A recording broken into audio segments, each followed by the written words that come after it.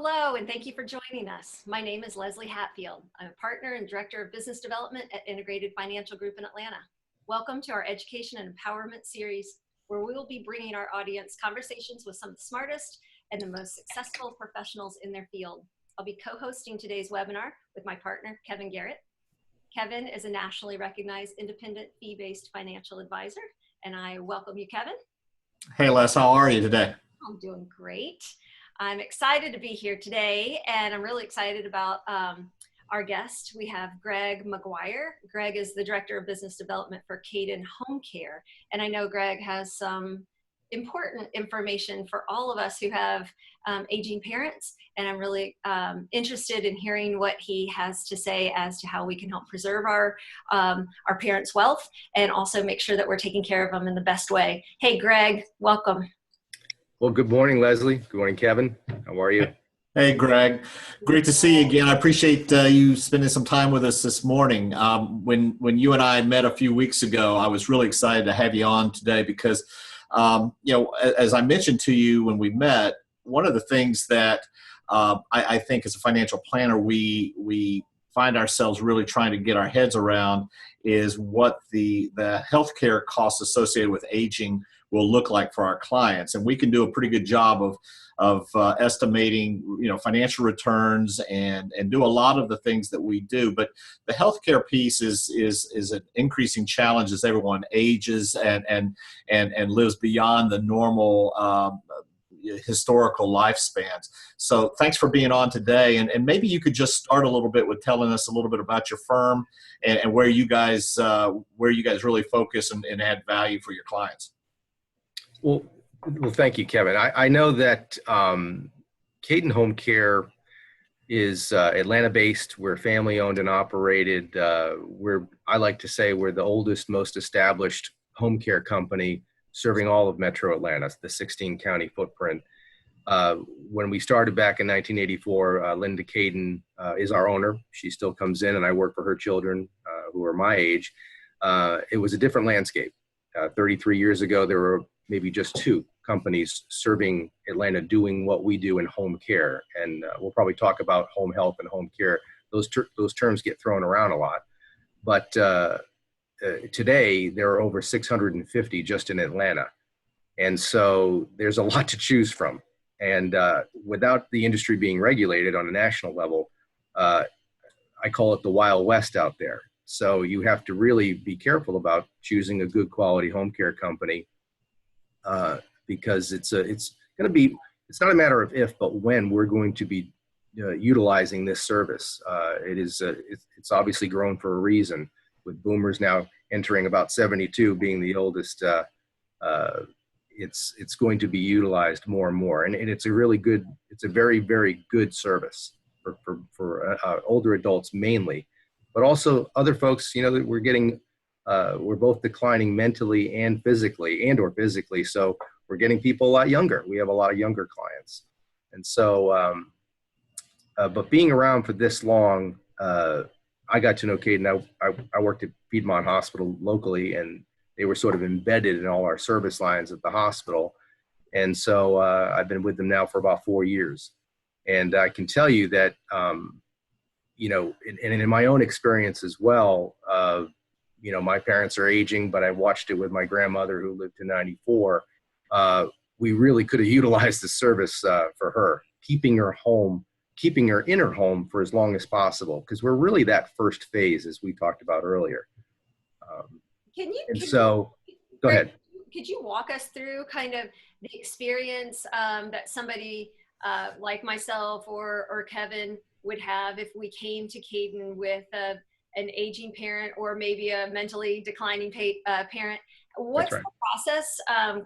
Just briefly, how does that work? What is the quality, the training or some of the experience a caseworker would have coming to us, so that I feel like, yes, this is a place I want my mom. I want these people working with my mom. Well, you want, in what we do in home care, it's up to what's called a CNA skill set, a certified nursing assistant. You don't need a full-fledged nurse. That would be for the home health, the emetists, the visiting nurses of the world.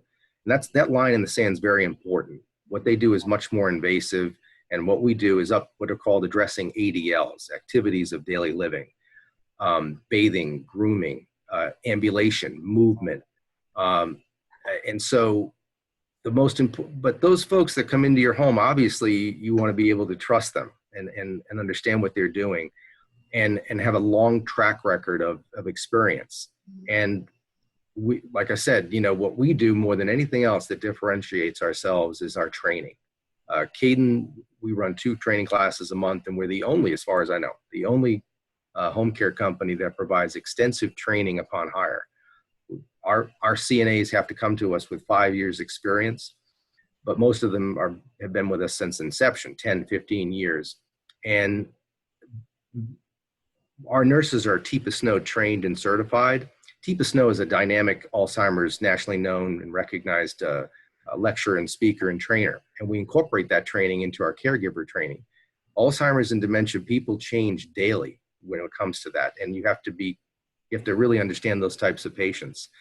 And so if I were a son or a daughter, usually it defers to the daughter who's making the call for their mother usually.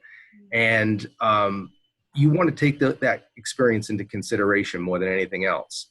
We have our essential questions that you should ask any provider. There are about 26 questions or so, but you want to be able to have national background checks, not just the state ones. Nobody really tells you that, but that is important because our caregivers come from all over the world. So you have to do a national background check. And there's a host of other questions that you should be asking that's very helpful, and you can find that on our website. But one of the things also too is when someone comes into your home, our nurses actually do a free assessment. Some people charge, and that assessment we do every 60 days as well. And that's important because anytime there's a change of condition, that's also important because people get to the hospital and they come back, and sometimes there's some changes to that. One of the things about, we talk about cost though, and maybe we'll get into that in a moment, but I always say though that we're that first phase, keeping people in their home. You can't have 10 people in a room agree on everything in life, but guess what? We all want to stay in our homes for as long as possible. And we're that first phase where we put out the inevitable. And if we can keep you in your home for as long as possible, and we have many, many clients that stay with us for several years, and they don't have to transfer into a different type of living environment, a personal care home, an assisted living facility, or some people, even though they might live in that in-law suite, they're going to need some assistance during the day. And so people usually come on board only, let's say, a Tuesday and a Sunday, or maybe they just need a little help on the weekends. We have a 4-hour minimum, and you can do quite a bit in 4 hours. Oh, and so, as a busy mom, I've got you there. So Kevin's grandmother lived to almost 101, just shy of. Actually, almost 102. Yeah. She was 101, and we saw her, his mother, be the primary caregiver, both the parents, but a lot of it went to his mom as far as bathing, and it was exhausting for her. Yeah. And I see where if they were to have your service come in to just give her that break, four hours twice a week would have really given her that time to just care for herself, because we know as the caregivers you do tend to give all of yourself, because it's your parents, it's your loved one. I mean, you're going to do everything that you can to keep them comfortable, but in doing that sometimes you're starving yourself. So what you just said is huge. So you're able to just pick and choose the days, minimum of 4 hours, maximum of. Well, some people can have 24/7 care, but we can accommodate that. But what we do is they can call us for 4 hours a week, 4 hours a month, 4 hours a year. And that's we just have a 4-hour minimum. Okay. Our rates are about $19.50 to $20.50 an hour. So it's about $20 an hour. So 4 hours is roughly about $80, or, in a given week or a month or what have you. That seems relatively inexpensive when you think about what you're doing. even a babysitter, the teenage girl, That's right. $15 an Relatively hour. speaking, some people charge a little bit more. We're not a franchise, so we can charge a little bit less. Um, Most of it is out of pocket. We do accept long-term care insurance policies, and we're an approved provider of the VA, but a lot of it is out of pocket. But one of the interesting things that I recognize, though, is when you're moving from that sale of the home, usually it's an indication of, okay, now what? Usually they're calling us under duress. There've been a fall or a slip or a fall. We want to avoid that. If you can plan it out and say, geez, if we just have once a week checking in on mom, and as you decline, our clients usually it's a Tuesday and a Thursday, and then it becomes Monday, Wednesday, Friday. But triggering the sale of your home and moving into assisted living, it is the most expensive phase of your life, perhaps even more than trying to pay for college for kids. And at $5,000 to $7,000 a month, if not more, that's a lot. And generally speaking, our average cost could be $1,000, perhaps, maybe $1,500. It just depends, but that is a lot less expensive than the alternative. And just kind of, I call it the wealth preservation business, where we're just kind of being that first phase, and people want to be where they are, around their families, in their homes, and allowing them to thrive for as long as possible. So Greg, from the standpoint of, if I were summarizing that, it's a step before a more expensive full-time care solution. What is, and that's great because it extends kind of the financial assets of the client substantially, but also it gives them probably a little more of a sense of control over their situation as well. What is really the trigger that says, okay, you guys need to kind of step out, and then the next phase kicks in? I remember we talked a little bit about it having to do with dispensing medication and that type of thing. Can you just real quickly give us a quick summary of that next step and what triggers that? Well, when they come to Caden, our structure, what's worked best for us is that they'll be assigned a case manager, a nurse, and a social worker. And they'll meet weekly, if not daily, depending upon, we have our stand-ups on Mondays, and we'll talk about the case management of our clients. But they work so closely with our clients and their families that at some point we become their life coach too, where we understand that perhaps we've gotten to a point where it could be cost prohibitive from our standpoint, where they really do need not the one-on-one, as I call it, but the zone where they have a ratio of caregivers in a different type of environment, because it's just it becomes our social worker and nurses will say, boy, they're declining to a point where they may need a more skilled nurse environment, because they have they may have some medication issues that need to be dispensed daily, and we can remind on medications, but we can't dispense medications. That's the line in the sand, and that's a good thing to have. Or they may have some sort of an issue where it's a two-person transfer, where they actually need two people, and they may not be able to afford that. So it may become cost prohibitive from a physical or mental decline. And so at that point, we've already been telling them and giving the family a heads up that, look, we've in other words, we've done our job for as long as we could, but now it is time to move to that next phase, perhaps assisted living. And, nursing homes kind of get a sort of a bad rap, but they're essential to our to caring for seniors. And so nobody wants to talk about the dreaded nursing home, but guess what? That could be what it could be necessary. But at least as a family, you've done everything you could, keeping them where they are. Everybody kind of knows what that next phase is. And if that is the next step for them, that might be what is necessary. But at least you've done all this beforehand and not had to rush and make that decision. Oh, we'll just put them in here or put them there. And like I said, in my own family, I looking back, I think we could have kept our grandmother my grandmother in her home for a little longer. And I've already been, my mother and I talk, you know, and she lives alone and I'm out of state, and I'm kind of that person that is going to be making those decisions. And she has no problem with doing everything we've just talked about. So it takes a lot of anxiety away too. Yeah, just the peace of mind being out of town. I was thinking that, you know, we're 4 hours away. So just knowing that someone's there and someone that we can call and check in on. Yeah, mom sounds okay when she's talking to us for 20 minutes, but is she really okay? Is having someone there physically assessing and then coming back to us and kind of having that communication behind the scenes just seems invaluable, especially from someone who's out of town.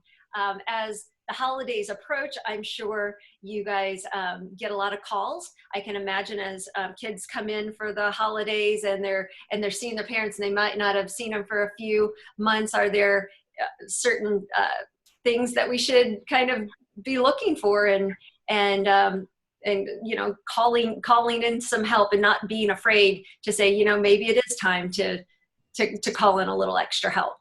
Well, it's interesting you mentioned that. That is exactly what ends up happening around the holidays. Especially, we're very transient. Atlanta, we come from all over, and so when people do get together for the holidays, they absolutely notice, wow, mom is not.